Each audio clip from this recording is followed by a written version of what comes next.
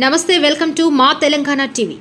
సికింద్రాబాద్ పరిధిలోని బొల్లారం అయ్యప్ప దేవాలయంలో ఘనంగా శ్రీకృష్ణాష్టమి వేడుకలను జరుపుకున్న ఆలయ కమిటీ సభ్యులు మరియు భక్తులు. వేడుకల్లో భాగంగా చిన్నపిల్లల నృత్యాలు, ఆటపాటలు మరియు కృష్ణ వేషధారుల్లో ఉట్టి కార్యక్రమం ఘనంగా నిర్వహించారు.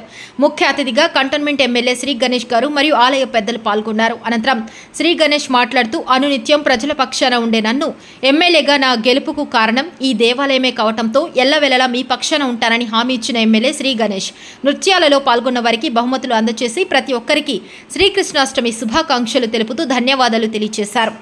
ఇబ్బందులు లేకుండా అన్ని సౌకర్యాలు కల్పించి అందరినీ వాళ్ళ కుటుంబ సభ్యుల్లాగా చూస్తారు కాబట్టి ఆ దేవుళ్ళందరూ వీళ్ళకి మంచిగా ఆశీర్వదించాలి. వీళ్ళు చేపట్టిన ప్రతి కార్యక్రమం విజయవంతం కావాలని మనసారా దేవుని ప్రార్థిస్తున్నాను.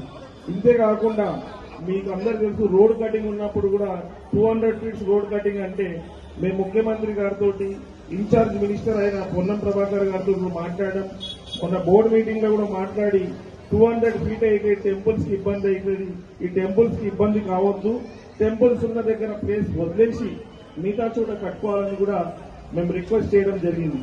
వారు కూడా సానుకూలంగా స్పందించి నెక్స్ట్ మీటింగ్ లో మాతో మాట్లాడినప్పుడు ఈ టెంపుల్స్ కూడా ఎలాంటి ఇబ్బంది లేకుండా చూస్తానని కూడా వారు మాకు మాట ఇవ్వడం జరిగింది.